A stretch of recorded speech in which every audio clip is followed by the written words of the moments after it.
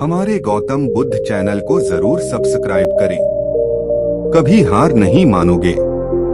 बुद्ध का एक शिष्य बुद्ध के संदिग्ध में 6 वर्षों से था। वो एक दिन महात्मा बुद्ध के पास आया और बुद्ध से कहा, हे बुद्ध, मुझे आपके पास है 6 साल हो गए। मेरे बाद कितने शिष्य आए, उन्हें आपने इस बीच किसी एक दिशा में ज्ञान देने के लिए भेजा, लेकिन मुझे अभी तक नहीं भेजा। क्या मुझे अभी तक बुद्धत्व प्राप्त नहीं हुआ? बुद्ध मुस्कुराए और बोले, यह तो तुम्हें खुद समझना होगा कि तुम्हें बुद्धत्व प्राप्त हुआ है या नहीं। शिष्य बोला, हे बुद्ध, आपने मुझे इन 6 सालों में जो भी उपदेश दिया, मुझे वो सब याद है। आपकी बताई एक एक बात मुझे याद है। आप मुझसे भी पूछ सकते हैं, मैं आपको हर उत्तर देने के लिए सक्षम हूँ। आप मुझे एक मौका तो दे ताकि मैं किसी भी दिशा में जाकर लोगों को आपके ज्ञान के बारे में भी बता सकूं। बुद्ध ने कहा, ज्ञान की बातों को याद रखने से कुछ नहीं होता जब तक आप उसे अपने आचरण में ना लाओ। जब तक आप किसी भी चीज को अपने आचरण में नहीं लाओगे, तब तक आप दूसरों को नहीं कह सकते कि वो उसे अपने आचरण में लेकर आए। शिष्य ने कहा, जो भी हो, कृपया आप मुझे एक मौका दे। आप मुझ पर भरोसा रखें।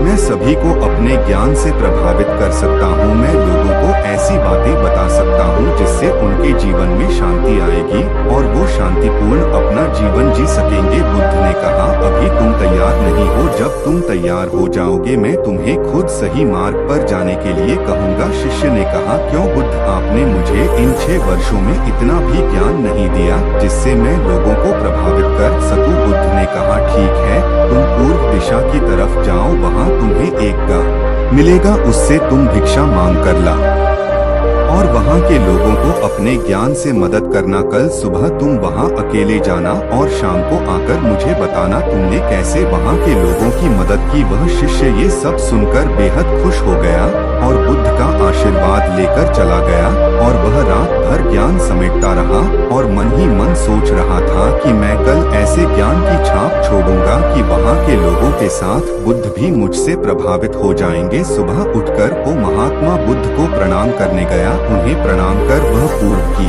तरफ निकल गया। शाम को जब वह वापस आया तो बुद्ध ने देखा कि उस शिष्य के माथे पर चोट लगी है और खून बह रहा है। बुद्ध ने उसे पट्टी की और पूछा, तुम्हें यह चोट कैसे लगी? शिष्य ने कहा कि बुद्धि, वहाँ के लोग बेहद दुष्ट हैं, उन्हें जरा भी बुद्धि नहीं है।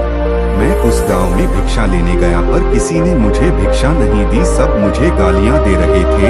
एक व्यक्ति ने तो मुझे भी भिक्षा तो दी, लेकिन नीचे फेंक कर और कहा, इसे उठा लो। मैंने उन्हें काफी समझाया, लेकिन वह मेरी बात सुनने को तैयार ही नहीं थे। उल्टा उन्होंने मेरे साथ हाथापाई की, जिससे मुझे चोट लग गई है। बुद्ध, आप मुझे दूसरी जगह भेजें जहाँ के लोगों में बुद्धि हो, इस तरह ना हो। बुद्ध उसकी बात सुनकर मुस्कुराए और बोले कि अगर तुम्हें दूसरे गांव में भी ऐसे ही लोग मिले तब तुम क्या करोगे? शिष्य ने कहा, हे बुद्ध, ऐसे लोगों को कोई ज्ञान नहीं दे सकता, वह लोग अज्ञानी हैं, उन्हें कौन समझाए? बुद्ध ने कहा, वह लोग अज्ञानी नहीं बल्कि ज्ञानी हैं।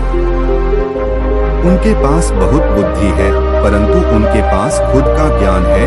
अब अगर तुम किसी दूसरे के ज्ञान को चोट पहुंचाओगे तो वह कुछ तो कहेंगे ही। तुम्हें ऐसे लोग हर जगह मिलेंगे, तब तुम अपना ज्ञान उन्हें कैसे दोगे? बुद्ध ने शिष्य को कहा कि आज तुम आराम करो, कल शाम को मेरे पास आना। शिष्य बुद्ध को प्रणाम करके चला गया। अगली शाम जब वह वापस बुद्ध के पास आया तब वहाँ एक और बुद्ध का शिष्य मौजूद था। उनके हाथ में चोट लगी हुई थी। बुद्ध ने उस शिष्य के हाथ पर चोट देख उस पर पट्टी की और उस शिष्य से पूछा कि तुम्हें यह चोट कैसे लगी?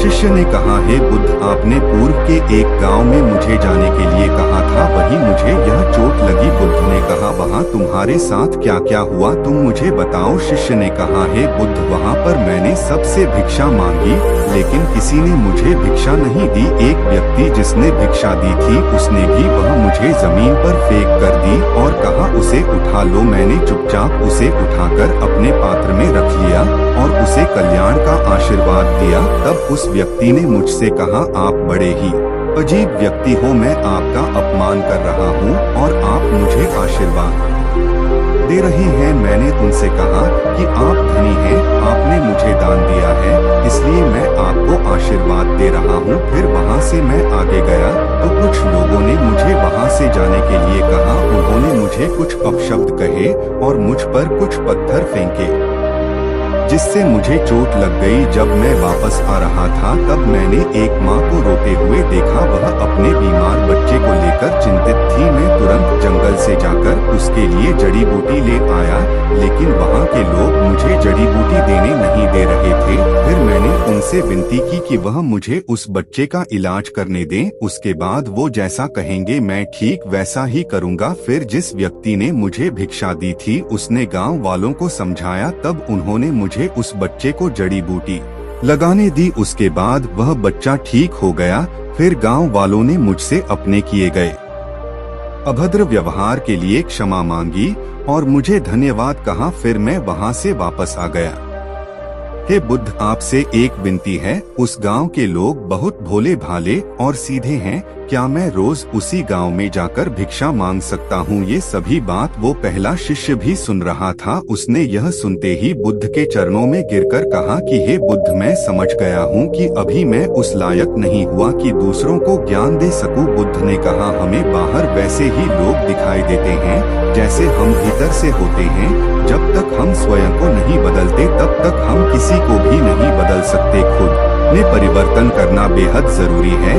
कोई भी बात बताने से पहले उसे आचरण में लाना बेहद जरूरी है, क्योंकि आचरण में लाई हुई चीज को बताना समझाना बहुत आसान होता है और उसे लोग बेहद आसानी से अच्छे से समझ पाते हैं।